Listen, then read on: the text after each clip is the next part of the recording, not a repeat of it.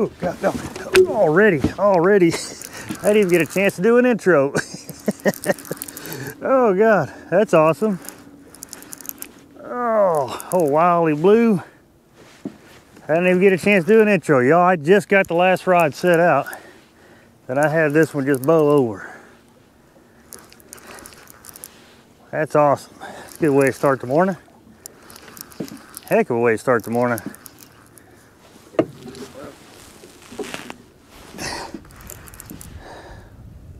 Heck yeah. I've been set up 3 minutes, y'all. 3 minutes. But I had this fish hit it. He's a good one too. Good skunk buster for the day. Oh yeah. Yeah. How are you doing this morning, buddy? Huh? How are you doing this morning? Well. Yep, and he been set up 3 minutes, y'all. And then he hit. Easy. A minute. I'll show you just how easy, buddy. Just show you just how soon this fish bit. It still got blood and stuff coming out of the back of it. Well, heck yeah, buddy. Thank you. That's a quick start. All muddy though. See how muddy they are? That's why I chose this spot. Well, once I finally get to do my intro, I'll explain it. Well, thank you, buddy. Good way to start the morning.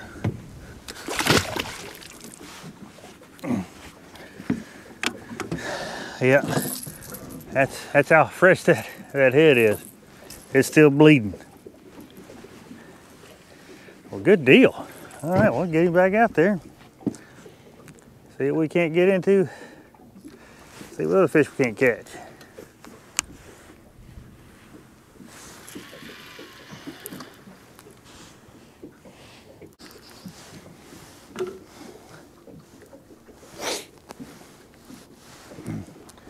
All right, y'all. Well, good morning. Like I said, that's a good start to the morning. We weren't even set up 3 minutes. I just dropped my suspended rod and then looked back, and that one was taken off.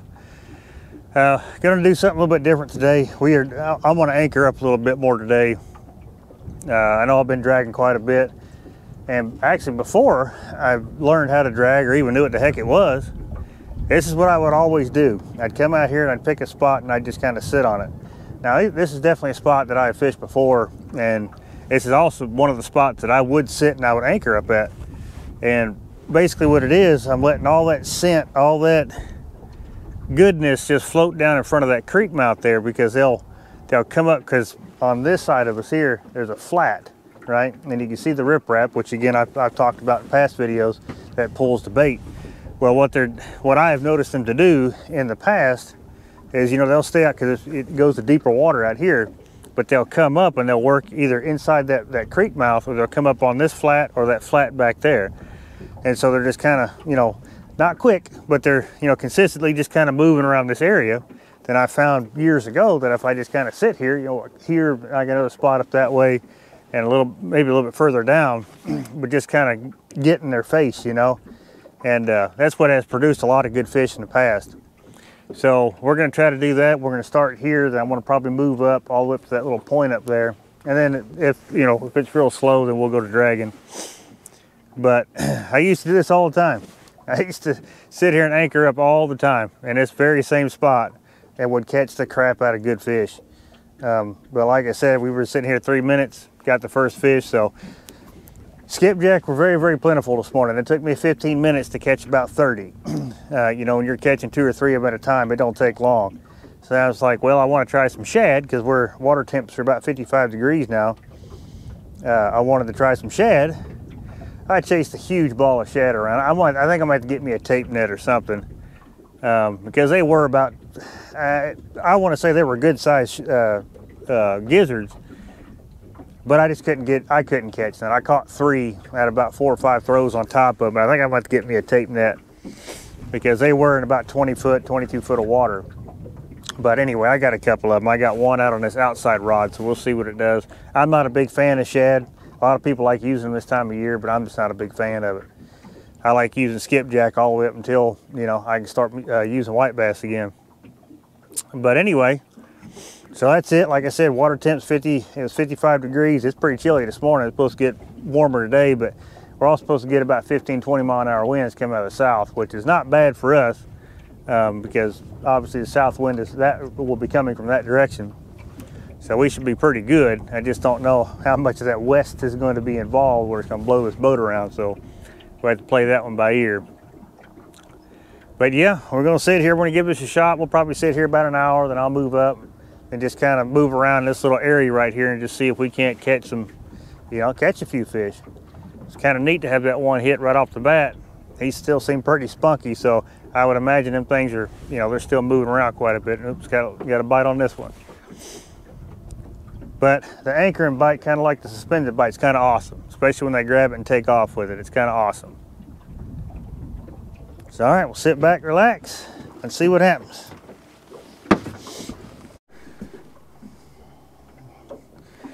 All right, you fish are gonna have to start timing these battery changes a little bit better. You're gonna have to start timing them just a little bit better. I was down there swapping out batteries and got one on this one too. I was swapping out batteries. All I heard was line peeling off this reel. It's like, well,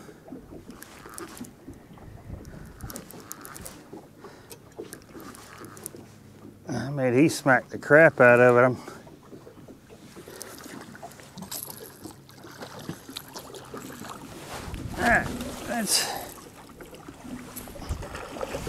So that makes two anchored on the rattles.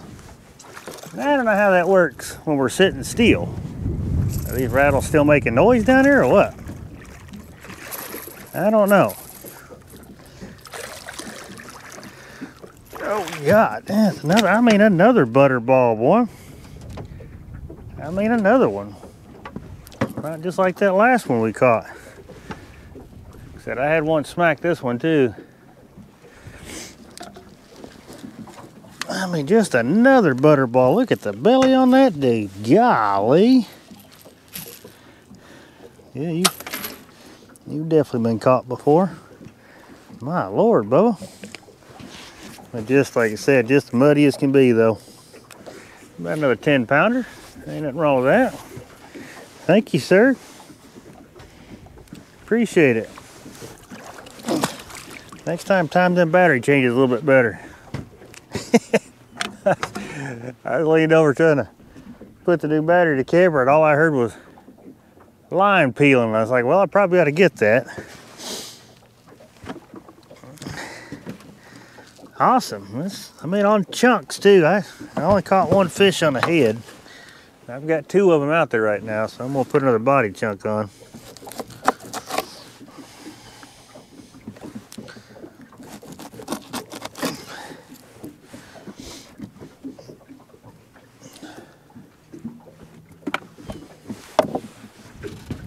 You know, like I said, that's two on the rattle sitting still. I don't know. I don't know if them things make noise while we're just sitting here. I mean, just still sharp as can be.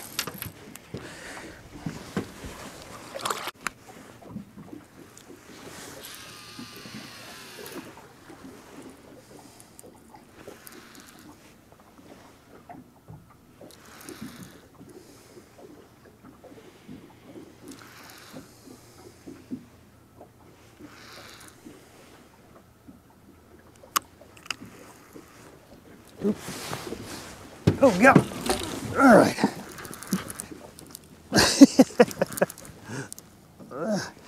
Heck yeah. Might be pulling up to this flat here.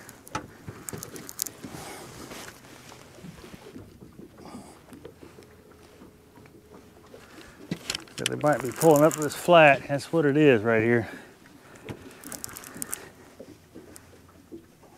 Another good one.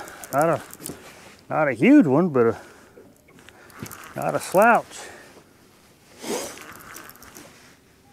Like I said, I had one bumping earlier.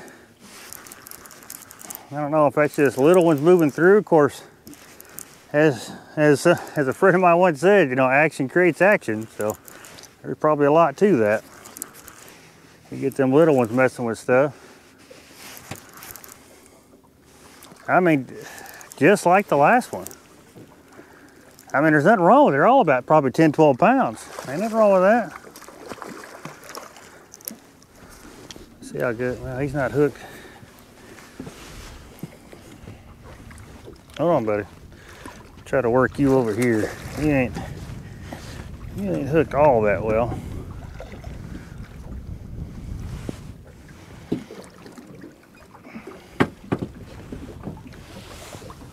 No. Hang on.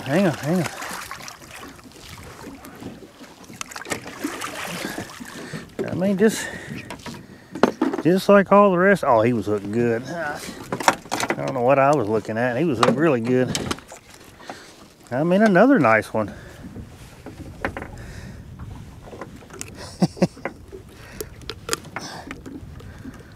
Heck yeah, buddy. Yeah, another decent fish. All muddy belly. Heck yeah, he's about another, he's probably, I'd say he's close to probably 12 pounds, 15 pounds, right around there. Alrighty, thank you, buddy. Oh, hang on. Well, I gotta unhook it. There you go. All right. Well, like I said, I had one. He bumped it. I seen him bump it, but you know, that could have been a smaller fish.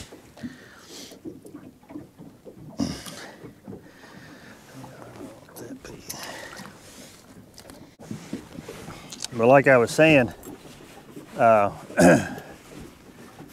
this right here, it's of course you got the main channel, you got really deep water on that side, and then it just kind of stair steps up, and it stair steps up again, and then it comes up to this mud flat, which you can see the bank. That's about what it, you know, that's exactly what it looks like all the way out here on the bottom. It's real soft. That's where these fish are holding up at. Because like I had said, I can't remember how many videos ago, but when it starts getting cold like this, they're going to want to get to, you know, spots where they're going to, you know, it's comfortable. The water temperature, you know, fairly consistent, or it gradually changes. Not like, you know, the top of the water be 55 degrees, then, you know, 10 feet down, it'll be, you know, a lot colder than that, depending on, you know, the ambient temp. And so that's kind of what we're doing, but we're just setting up on them now because, like I said, with this wind and stuff, it, you know, I can drag into it, but I just kind of felt like anchoring up today, just kind of giving these spots that I like fishing, you know, with this time of year a fair shot. So that's why I wanted to set up on them and just see. But so far, that's what, yeah, it's 3 fish, all about the same size, which, like I said, is not a bad thing because they're all about 10, 15 pounds. Better than a bunch of dinks.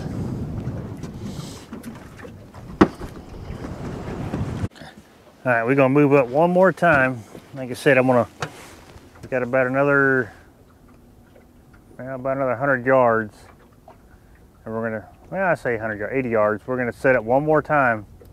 And then I got a couple flathead spots I wanna sit on and see if we can't pull us one of them today. That would be awesome. I'd like to catch a couple more flatheads. We'll do the same thing. I got a barge coming down too, so. Yeah, all right.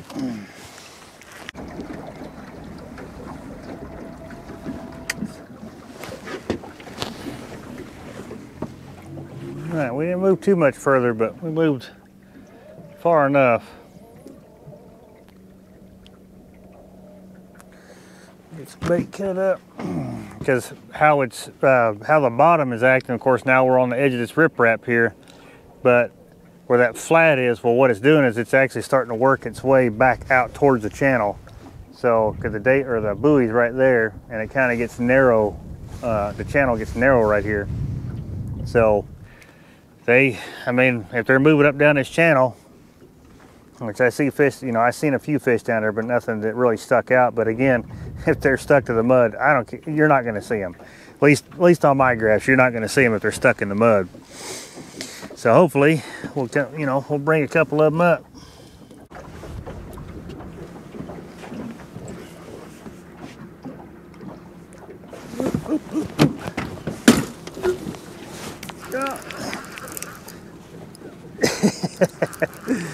That was fast, but like I said, he hit it already. Not a big one. Not a big one. That's why it took him so long to get it in his mouth.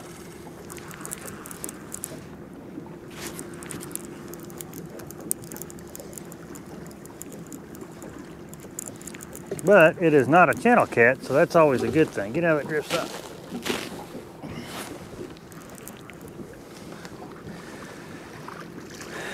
And again, it's on the rattle. That's, I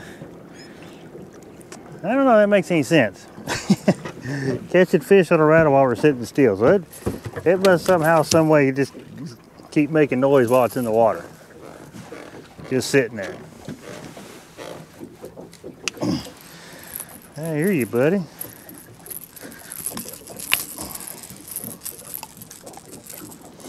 Yeah. I appreciate it. You are not, well, you got some mud on you. Not too bad. Thank you, buddy.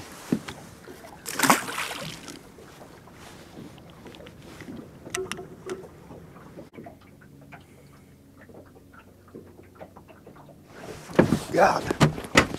Oh, he pulled off.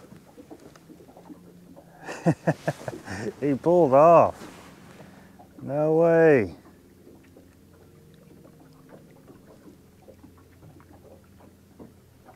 God dog, he had that. I don't think he was a big one, but he had it. Probably couldn't get the bait and everything in his mouth. Let me check that. Yeah, that's what he done. He turned that bait back into the hook. I could feel it.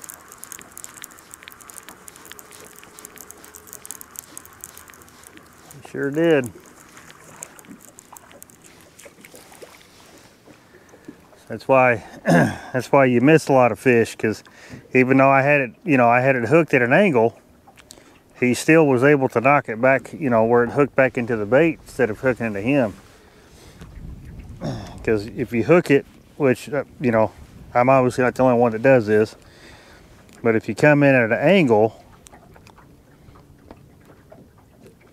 right, a lot of times that'll prevent it from getting it spun back around and hooking back into the bait, but not every time. Well, yeah, we'll try it again. I don't think he was a very big one, but he was a fish though. All right, we're gonna run down and scan some brush piles. I'll see you guys when we get set back up. We'll go a little bit bigger baits. So I got this good sized skipper I caught this morning.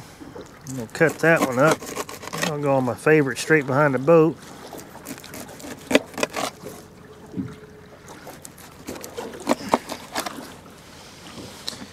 Just hopefully, like I said, there might be an old flathead laying down there. Good blue. I'll take a good blue too,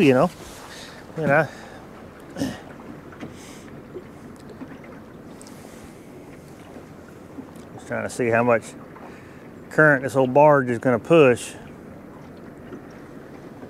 Hopefully he's the only one.